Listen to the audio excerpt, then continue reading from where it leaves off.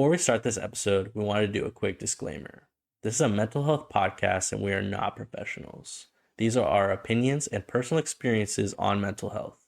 That being said, we do discuss sensitive subjects. This is our official trigger warning for our episodes. We are a mental health podcast, and we did want to give a trigger warning to any viewers or listeners that may be sensitive to any topics we might bring up.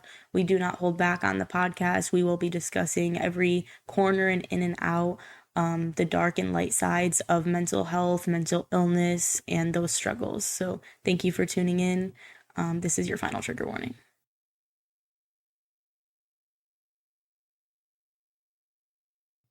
Cheers. Cheers.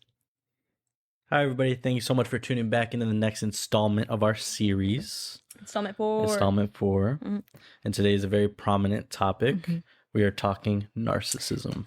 Narcissistic personality disorder, all of that. Grandiose narcissism, vulnerable narcissism. This plays right into our The Great Impersonators We Are series, because once again, impersonating, putting up this front of personality and psyche. And separating the selves, our real self, which might be a little empty because we haven't fulfilled that self, and then the false self that we put a front on, almost like a mask. It really even goes back to the ego, because I feel like narcissism has a lot to do with the ego. Yes, it does. So it all does. All these personality disorders do, it seems. And last episode, we kind of dived into being a chameleon. Yes. And, blending in with their society, using other people's perceptions as our own, and trying to blend in and almost not stick out. We're cause no confrontation. Yeah, we're afraid of societal. We feel unsafe. Yes. It's like the children that have been made to feel unsafe in their childhoods grow up to kind of just like chameleon because that was their survival mechanism. And we talked about in the last episode how those survival mechanisms don't serve you anymore. Yes. Yeah. And getting into more defense mechanisms, we can almost dive into narcissism, because we do see those traits start at a very early age. Yeah. And even though narcissism is like, I think this is such a heavy word, and like a lot of people, I think we just kind of know what it is and we don't know the full extent of it. And like some of us do, but I think majority of us like just kind of know the social media definition of narcissism, which is kind of just like your basic toxic relationship of like selfishness and exploitation and manipulation and lying. And cheating and stuff like that. So like a lot of narcissists look like that, but those are like extreme selfish cases. Those are like the types that don't care what they're doing, like know what they're doing, know they're hurting you, and kind of don't care, and kind of just like are selfish. And, no awareness. Yeah. Well, almost like I don't know if that one has awareness, because I feel like if they're cheating on you and lying to you, they kind of know what they're doing. They just don't care, though. They just don't care. But we've been finding out. We've been diving deep into like just all the topics we talk about. We kind of just dive deep into. It's kind of like we do like eras like every week. And we're like, okay, we're in our narcissism era. Okay, we're in our ego death era. And just talking about it, not necessarily going through it, but we do kind of like dive back into our experiences with it, and we learn a little bit more about it every time we dive into a topic that we pick. So yes, it's been like crazy, like how much we've had to learn, just trying to like make the podcast, Yeah. No. Yeah. We said it earlier that this podcast is almost our personal therapy session. Yeah. That we're like, sharing to our gems. I'm trying to like get a message across to the gems, but through it, I'm kind of like figuring stuff out myself still, and still healing and like learning things. And I'm like, okay. That's kind of how it was meant to be anyway. Like, we were meant to learn and grow together. And like, we have a strong base message, but we're still trying to learn ourselves. Yeah. And I had to come through, even double down on that concept, because I was not ready. Like, I feel like I wasn't vulnerable enough to show people that I wasn't, in a way, perfect. Because we're taught that for so long, that if you're in front of a camera or if you're posting on social media, everything has to be perfect. The lighting has to be perfect. Your facial expression has to be perfect. Like, everything about the picture needs to be and there's like a certain standard just for how to do everything. Yeah, absolutely. I've realized with the podcast that you can just make whatever you want. Like, it doesn't have to be your standard podcast. It doesn't have to be this or that. It's literally like, do whatever you want with it. And yeah, so that's been awesome to like discover. But yeah, anyway, we've been learning how there's different types of narcissism. That was and very how- eye-opening. Yeah, what's happening? The fact that there's 8 or Like 5 or eight. 6 or Yeah, however I think many. the one I watched a few doctors talk about it, and I think they broke it into like 5 different ones. I don't know. You said you saw like 8 or something. I feel like different videos have like maybe they were just subsections of the ones that we saw. There's a lot to it. It goes really like in depth, and I think it seems like some doctors have it more figured out than others. A MedCircle video that like we can link, it was really good, of like giving the description of what narcissism is and like the psychology like textbook. Like he kind of like broke it down really like easy to understand. If you want to watch that, it's really good. I love videos that where they can allow you to feel what it actually is like, and they can break it down so much that like apply you it. understand it more because he puts you in their shoes. And he's like, okay, so like this is what it looks like he did a really good job breaking it down. Imagine you're a child that goes through neglect and stuff like that, and we don't do that enough. We don't give people, we're just like, that person's a narcissism, but they're not the enemy. They're products of I'm sorry to interrupt you. I just was gonna say real quick, like he even went into how like full-blown narcissists who do take advantage of people really aren't evil. At the core, they're insecure, and they probably also had a bad childhood and had a bad relationship with their parents. So that part was crazy to me. It's just like a huge like ripple effect almost. Because it's almost generational. And it's such a heavy I'm topic. starting to realize a lot of the things we're covering is generational, that if it's just passed on,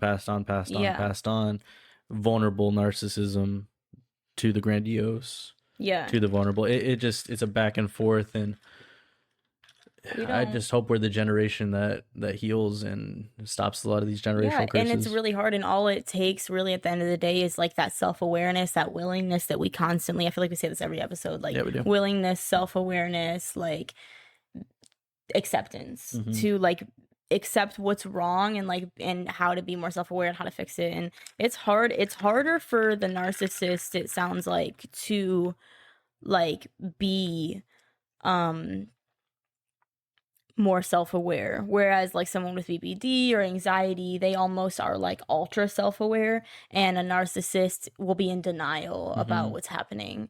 So that's why it seems like such a crazy like person to deal with, because they're in denial and they never say sorry, and they always seem like they're right, and they constantly flex their things, and they almost have this, like this one guy explained it, like this double identity of how they sell themselves and portray themselves and who they actually are. And that's like such like a crazy like life to deal with. Like imagine having someone like that in your life. I'm pretty sure like we all probably know a narcissist or have a narcissistic relationship in our life, but to some degree, you know, some really don't know they're doing it, and it's just like trauma response. Some people are really taking advantage of you. We kind of talked about boundaries in the last episode. Yes, we did. And like, and how if you don't set boundaries, those narcissists will like just take advantage of that relationship. Because they know empathy so well that they're not empathetic themselves, but they know how to manipulate. It's kind of like we just watched Trap. Yes, we did. He was like the ultimate narcissist. He was. Like it shows you pretty much what a narcissist is in that movie. But almost borderline sociopath. It's like it's almost so narcissistic that he's psychotic. Like he has no empathy, but he like manipulates the fuck out of people. But just that characteristic of them being able to master empathy but not having it themselves is mind blowing. I don't understand that. Like how do you know so well but like not have it yourself? Like that's crazy. Unbelievable. Do you want to add anything to that movie? I just feel like I'm talking a lot. No, I'm good. I am gonna add stuff, but okay. I feel like I'm talking a good amount too. Okay. So getting into more of, you know, our classic narcissists. You know, being the overachiever when they're young, being someone who loses that sense of self, being someone that is abused or traumatized. You know, they grow up and they think that they have to find all this validation in other people, right?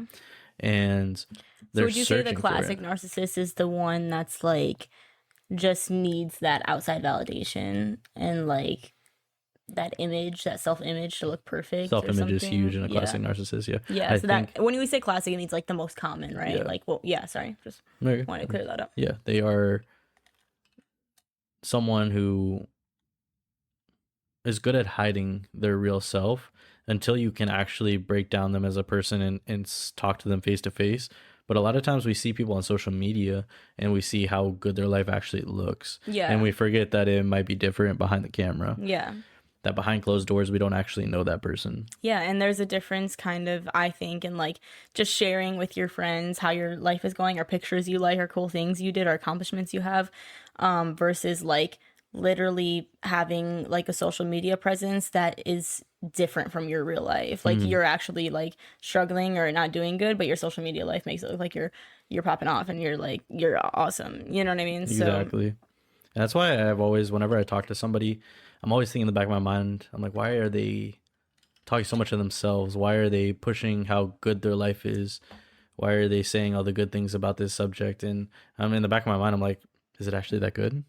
Are they actually, I feel or is it their experience? Is that what they want me to think? It always feels like the people that are like, oh, I'm winning big bets. I have a nice car. Like, look at this, look at that. And it's like they brag a lot about all the nice things they have, or look at this nice house I just got. But it's like, but they're actually like super in debt from that car, or like they just destroy their credit to get that house. And it's like they're not actually as well off as they are like selling. Yep. I always think about that when I see a nice car on the road. I'm like, I wonder, okay, but like, I wonder if what's that the person's like payment? pushing themselves way in debt with a $500 car payment. Yes, because it's like I don't see the point in being gaudy when you don't actually have it like that. Like, I think it's cool to flex if that's like true. Like, and to me, like, truth is like a huge concept. Like, if that's like the truth, flex all you want, you know what I'm saying? But like, if you have to go in debt to like get a nice car, like, be so fucking for real. Yeah. Like, have a car that you can afford. You know what I mean? I don't know. Yeah, no, I used to be really embarrassed about my car, and I'm like, the more I get older, the more I realize that shit gets me from point A to point B. Barely breaks down, knock on wood. Does very well for me. Great on gas mileage. Yeah, no, serves like, me very well, and I'm loyal to the car. The car's loyal to me. I don't need much more than that. But it's like, even if you have this car that you hope to have nicer cars one day, it's like that. It's okay to have that goal. Like, don't go in debt trying to like have nice things, and then you're just gonna go bankrupt. And instead of like, you know, you could like, you know, get the cars that you can afford and build up to those goals, and then have long lasting success and things that you built up to, instead of like going in debt to get them fast. Yeah. And then ruining your life, basically, like going bankrupt. No, absolutely. And I think that one was the benign narcissist. There was, no. I think that one was your classic narcissist or whatever. I don't remember exactly what it's called, but she called it like your classic narcissist. And then there's like the extreme narcissist that like is very self-aware, psychotic, knows what they're doing, manipulates you, uses you, blah, blah, blah. And that's more the personality disorder, right?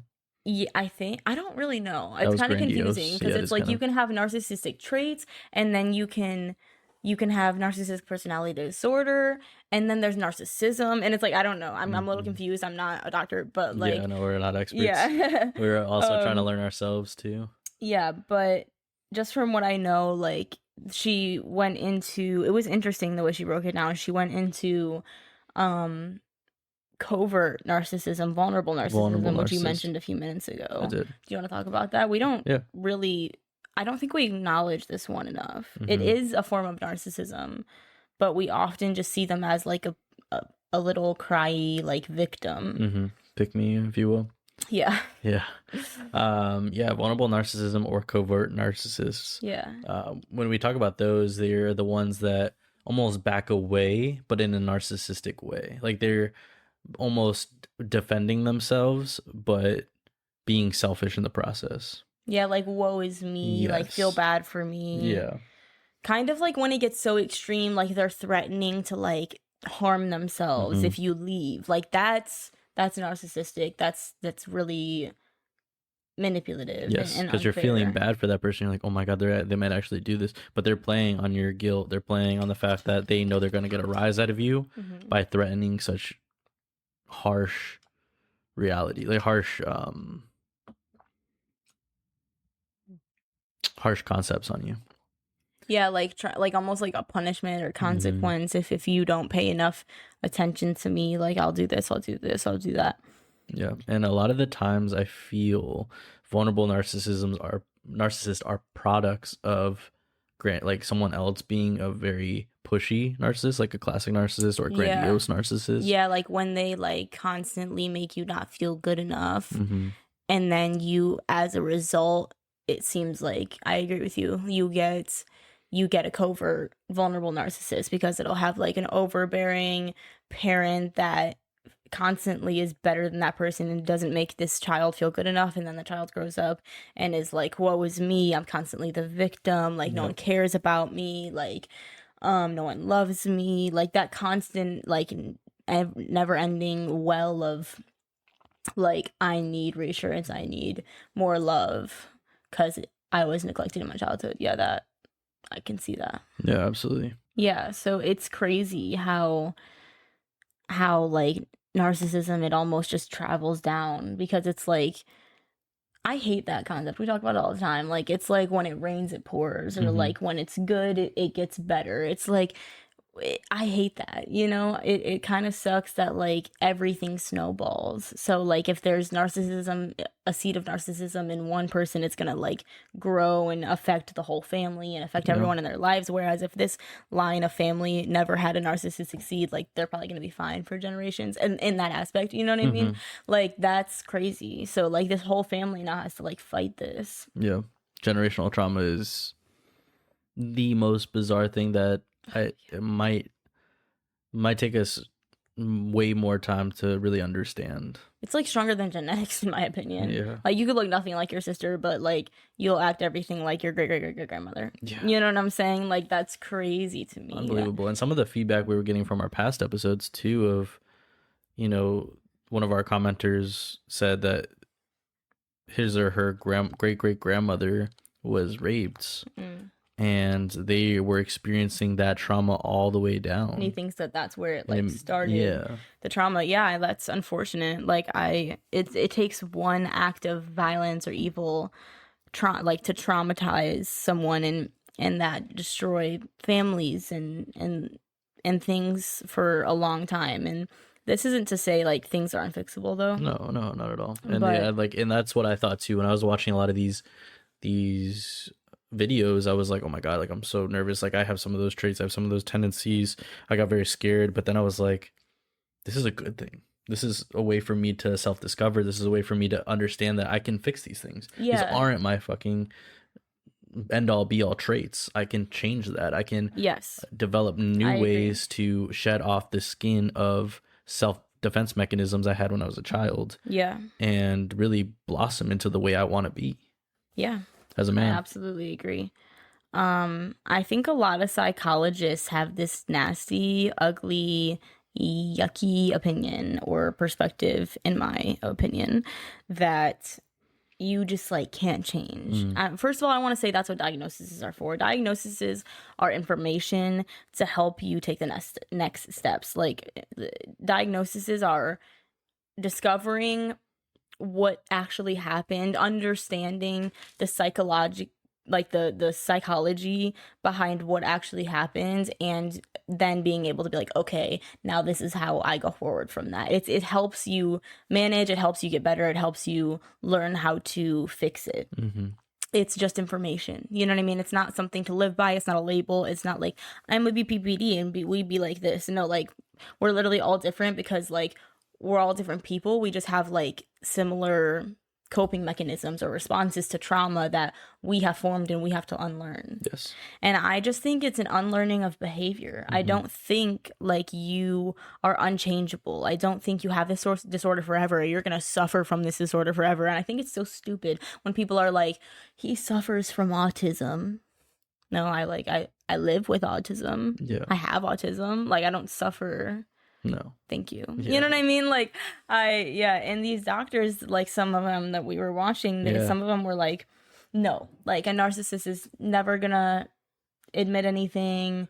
They will never change, like, blah, blah, blah. No, but if you plant the seeds, or as the one we did, like, say, give them nuggets, They Yeah, can it's like potentially seeds. become self-aware. The mind is so beautiful in the way that it almost is constantly able to change and constantly able to heal. I'm a firm believer in that, and you actually taught me this very principle. And in the beginning of probably like halfway in our relationship so far, that I used to say I'm a gambling addict, and you were like, I don't like when you say that. And I clarified with you. I Yeah. was like, what do you mean? And you were like, you're not a gambling addict. You were a gambling addict. There's a difference. And I was like, but that's always going to be my truth. I'm always going to carry that. I'm always going to have to understand and continue to find ways to make that better. But And you were you kind of also like once an clarified, addict, always an addict, yes, that like was type very, thing. very prevalent on that aspect. And you showed me a more beautiful side to it. You were saying that it's not always going to be your truth because you're not in that anymore. You are a new healed person. Yeah. You've healed that part of your life. You're going to continue to heal that part of your life. Yes, there might be something that comes along the way that challenges you, but Mhm. that's just going to further your healing. Yeah, like it doesn't mean you won't relapse or you're healed forever, but it's like you don't have to take on that label Mm-hmm. of like I'm an addict and like I'm always going to be an alcoholic, I'm always going to be an addict, I'm always going to be this or that. Once especially oh my god, once a cheater, always a cheater. Yeah. Fuck off. Like I hate that shit. It's like there is that that's the most magical thing about humans is how much we can evolve and change. Mm-hmm. I believe that with my whole heart. I believed that before I did the terrible things in my life, and I'm not just saying that because I've done terrible things, you know what I'm saying? Like I think we all go through not all, like you won't understand how easy it is to begin to cope or act out of character when you are faced with certain situations or when you are faced with certain trauma. Like you become a different person and you gain coping and survival mechanisms that have nothing to do with your true colors or your character or who you actually would be in a safe environment. Mm-hmm. So Yeah. I think that's also, I love everything you're saying, by the way. And I just want to capitalize on something that you just made me think about is that change is a beautiful thing, but I think in our lives, we really have to accept change in every single stage. We had to accept change when we were kids, when we were young. We had to grow up to accept change to our adolescent, into our teen years. We had to accept change into adulthood, 18, 19. We have we're to constantly accept, we're changing. constantly having to accept change. And if you don't accept change, you get held behind. You start adapting negative, You get left impactful. behind. Yeah, you get left behind, but also you start to create toxic traits because your mind is back where it shouldn't be. You aren't adapting with the times. You're not adapting with your environment. You're not allowing yourself to grow. Yeah. Yeah, the thing about the survival mechanisms is we have to remember to take off the defenses when we are no longer around the offenders. Yeah. You know. But I want to dive deeper into narcissism itself. Like we were talking about the covert narcissist. Yes. That is kind of like they become very victim mentality and make everything about themselves in that way because they feel like the world owes them something. They feel indebted to the world, and they feel indebted emotionally to like pretty much everybody. And then there was the benign narcissist, like you mentioned. And this one was very interesting to me because this one can also be a result of like a more power hungry dominant narcissist, or like a louder controlling like bolder narcissist. Classic, like we were saying, can kind of cause like the benign narcissism to take place as well, right? Yeah, absolutely. Yeah, the benign narcissist is someone that we see a lot of deflecting with, a lot of, they see someone is hurt and they see the way that that person needs empathy, and they're almost thinking to themselves, how did I cause this? What did I do? What did I do to that person? Like, Yeah. And I think we see that a lot, and it almost comes off as like overly insecure because it's like, are you guys talking about me? But it's like nobody was talking about you. Yeah. Sorry, go on. Interesting. No, I was just gonna add that they think they're being this most like the most selfless person, but they're actually being selfish. Yeah. And there's this like weird middle that I think a lot of narcissists feel, or don't feel, actually, lack of feeling, is that they don't understand that that person just needs reassurance, that person just needs words of affirmation or needs to be told certain things, and they just can't in the moment experience or know what to do because they're so worried that about how they feel, or how More is focused that on their own feelings. yeah, it's like, I want to get away from this situation, I don't want to be a part of it. What did I do? I'm so mad at myself for saying this because it caused this, when in reality you said that the consequence happened. You just need to apologize, you need to move forward. It feels very selfish because it doesn't even feel like, oh, I wish I wouldn't have said that because it hurt that person. It's like, it's more like, oh, I wish I wouldn't have said that because now it's causing this uncomfortable situation for me, and I don't want to be in this uncomfortable situation. So it's all selfish. It's all like self motivated. Yeah, absolutely. And I also did want to mention that the episode we did watch, there was a line that he said where that really stuck out to me, that it's almost like a chess game. Yeah, that was crazy. Yeah, it was like, I was like, whoa, that's really eye-opening for me. He was saying it's like they said like as a child they've been taught that everything's a competition, that love is conditional. Like they've pretty much been taught by a narcissistic parent that my love is conditional and you have to earn my love, and if you get good grades I'll love you, and if you do this thing I want I'll love you, but if you don't then I don't love you. I dismiss you, I disown you. Yeah, varying like extremities of it, I feel like. And then he said that forms, they have to earn love. So he was saying they basically go through life thinking that everything is a chess game, and that like you have to figure out psychologically how to like make people love you, and it's like constantly a game for them. Instead of just being genuine, being honest, and being vulnerable, they're just like constantly like, how can I play this the best way? Yeah, so that I get the most love and attention. That's true. Fulfillment. Yeah, that's crazy. Like this whole concept is crazy, honestly. It's a lot. And narcissism to me is more like, it's like, say that wall was over there and there's like this sheet in front of the wall and it's like all these amazing things, and I just tear down the sheet and there's just a blank wall behind it. That's what narcissism, like in my mind, is. It's this full on front, like you're looking at this person, their accolades, their awards, their trophies, all their achievements, and everything they are so proud of, but you push past that and sometimes there's nothing there. Yeah, it's almost because they were saying that like that it actually roots back to a deep emptiness and insecurity and lack of self. It's a personality disorder. That's something I didn't really think much about until we were diving into this, was that narcissism is a personality disorder. And it's just like kind of a form of coping mechanism. I feel like BPD is more like overthinks and it's super self-aware, because being ultra self-aware is also a trauma response. Whereas narcissism is like in denial and not self-aware and copes in that way. It's really interesting the way we decide to deal with things. It's like we can each go through trauma and end up differently because we coped with it differently. That's why I am so infatuated with the fact that it starts from our parents. It starts from when we're young. It starts from just learning and soaking in everything that we're seeing around us. I think it happens so early on. It does. People are like, oh, well, this traumatizing thing happened when I was 10 or 13. And I'm like, it was before that. Go back. Because I'm like, it was earlier. Like by 10, you've already like established a personality.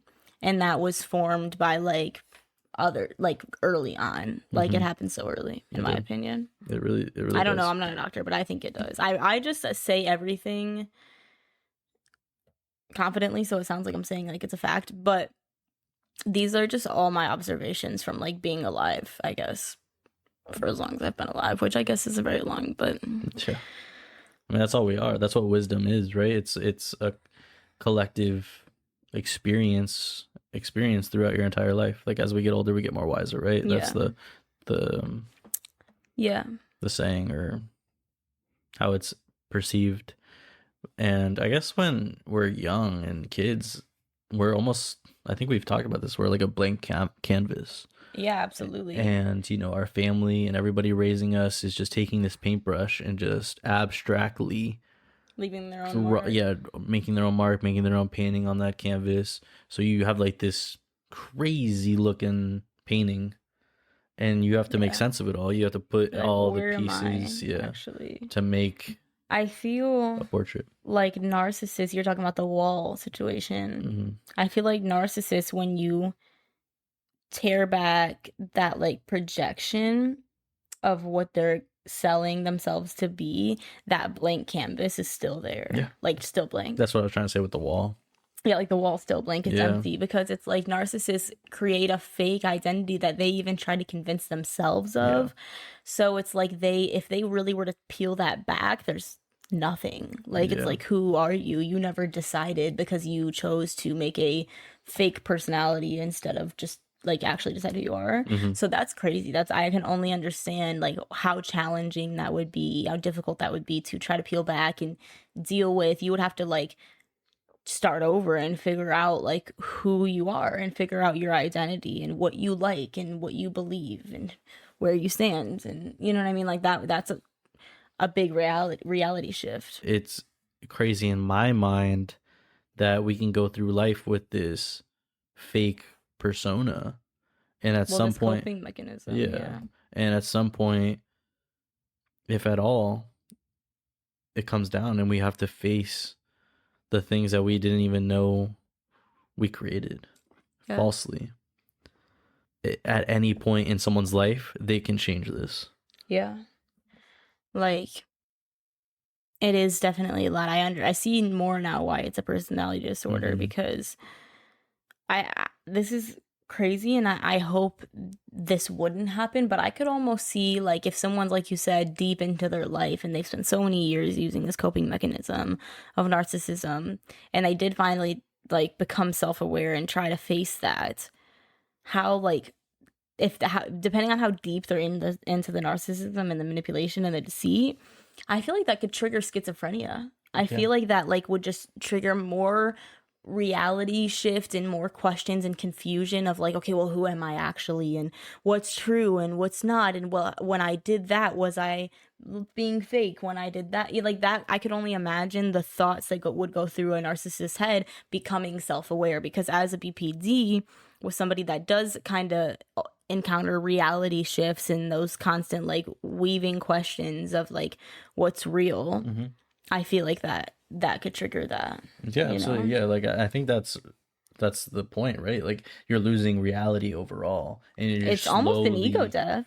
You're slowly losing more reality, right? I mean, overall, well, there was never a reality if you were constantly using this fake identity. But you're talking about schizophrenia, whereas like that's almost a complete loss of reality. I feel like you almost go into like this psychosis of like just going kind of crazy because you don't know what's real. You're like, oh my God, like what is real? It's like, it's a self-aware, but it makes you kind of go crazy. It's almost like that concept of like the smarter you get, the crazier you go. Yeah.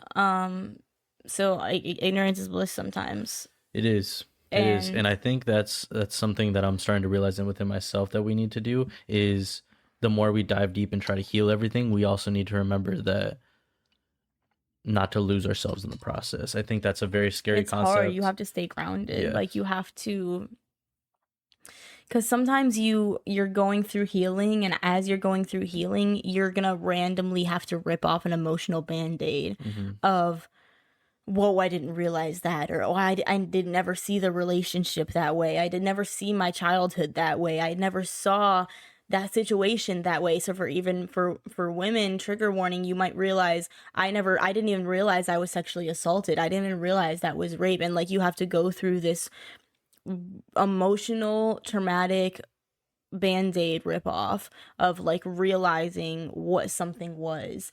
And that is hard, and that could trigger you to like, if you don't deal with it healthily, that could trigger you to go to bad places, to Panic attacks, anything, to have to cope. So it's like, stay in therapy and stay grounded, and don't lose yourself. It is really hard to face the realities of things when you're becoming self-aware, and when you're healing, and when you're realizing what things actually are. It's really hard, especially when you kind of feel like the more you heal, the more you realize everything that you saw in a good light actually is bad. And sometimes it feels like almost your whole life was actually worse than you thought it was. And so that's really overwhelming. And you've watched me do that self-realization within myself. I had to break down a lot of things that I thought were amazing in my life, and I thought was perfect. I thought was, it's almost depressing to realize like everything wasn't as great as I thought it was. And that sucks. And it's like, but you can't lose yourself in that. You deserve better. It's time to like realize it and step into better treatment. Because were you truly happy in that fake identity? Were you truly happy coping? Were you truly happy like pretending that things were good? It's almost like you have to like, you're going through your brain, right? So just imagine like a hand going through your brain, because you're like trying to pick out different things to heal. But it's almost like you need to take your other hand and put it on your soul and in your heart and hold it at the same time while you're healing. I know this is like kind of like cheesy, but at the same time it works. Like, you're holding yourself while you're going through something. You're remembering that to love yourself, and that your heart is still there. Your heart is still pure. Your intentions are in the right place while you're healing, because some of the things you're going to uncover are going to be so shattering and life shattering and alter the way you view life permanently. And a lot of the times that is something that is very hard, life altering, very hard to experience, perspective altering, which is huge. And like I was kind of just saying that realizing that narcissism, it's almost an ego death. You would have to like go through an ego death to kill that narcissism and have to figure out who you actually are, because it's an inflated sense of self. You'd have to hit rock bottom and face the truth, face who you actually are, figure out who you actually are, and leave like that ego, that pride, that fake identity, that false sense of self behind. And that's not easy. And we'd want to remind our viewers, our gems, that we started with ego death because that is probably one of the craziest experiences you will face in any point of your life. Like it's perspective altering. It's a reset. And we just want to remind you that just make sure you keep the people that are your support system around, because you're going to need those guardrails, those people to reach out to when you're going through these things. And you don't have to go through anything alone. I think that's something that I've realized a lot in my life is I always thought I had to do something alone. I always thought like, this is my burden, this is my pride, my ego, this is something that I have to experience, that I have to do on my own. And I think that's where we go wrong in life, is we are biologically dependent. I think that might be a far-reaching word, but we need those other people. We need other people. We need. There's a reason why a theme of like better together exists. I agree with you. Like that unity, that power in numbers, like that exists for a reason. And I hate that we're taught, even in society, I feel like we're taught a lot that we should be independent and we should rely on nobody and we don't need anybody. And that's just not true. We're meant to work together. We're meant to rely on each other in a healthy amount. And I fully believe in this concept. And I think they even talked about it throughout the Narcissistic videos of what a healthy relationship should look like and what is false. And a lot of the doctors were saying how there is a healthy dose of dependency in relationships. And then again, you don't fully rely on like your partners or whatever, your children, but there is a sense of like dependency, and it's okay to help each other and it's okay to need help. And like if you realize, I think I shared a post this week that said like we actually can't do anything on our own. We pretend to be creatures of individuality, but like we can't be a baby without our mom. We can't have been alive without another person. Like we need somebody to take care of us. Like we can't do anything What about those alone. itches on our back that we just can't reach? You know? Yeah. What would you do without me? Yeah, that's what I'm saying. Like, we can't. Who would make my coffee? Like, God, who would? Never mind. Sorry. what? I'm just kidding. Gosh, dude. Damn. Who would I get tattoos with? Exactly. Like, no, I'm just kidding. Like, I think there is a beauty of togetherness. I think I said Absolutely. that in prior episodes that Community. yeah, community is everything. You know, I'm not an advocate for religion, but I will say the beautiful side of religion is it brings people together. It brings people into a That's what I social love about Taylor gathering. Swift. Let's talk about a better religion. Taylor True. Swift. She, the Swiftie religion. No, I'm Yeah. just kidding. But like that, it's crazy how many like people meet through fandoms. I just saw another video of like Halsey and Ariana Grande, like people like meeting through those fandoms. And I literally like, I think all of my current female friendships I have through, and actually some Like-mindedness. males as well, I have met through the Swiftie fandom. Like we literally all know each other through Taylor Swift, and it's like crazy the way that like something can bring people together. Yeah. And like anyway, unity is beautiful. Yeah. And not straying too far off topic because I do want to get more into this too, but I'm like because man, What? I was just gonna say the community is so big, but RuneScape. the aspect, RuneScape. yeah, no, but that's the principle of religion, right? It's the fact that we're all coming together and devout for Jesus, like that. It's because we're like-minded. We both have the same principles. Yeah. When you're going to a Taylor Swift concert, you all share equal commonality that Yeah. you love Taylor Swift. I Yeah. love RuneScape. That people that play RuneScape, I'm going to bond with because we have similar interests. Yeah. We And I just can feel like, bond over the fact that we love this game, we love this music, we love this Yeah. religion, and I think that's beautiful. yeah.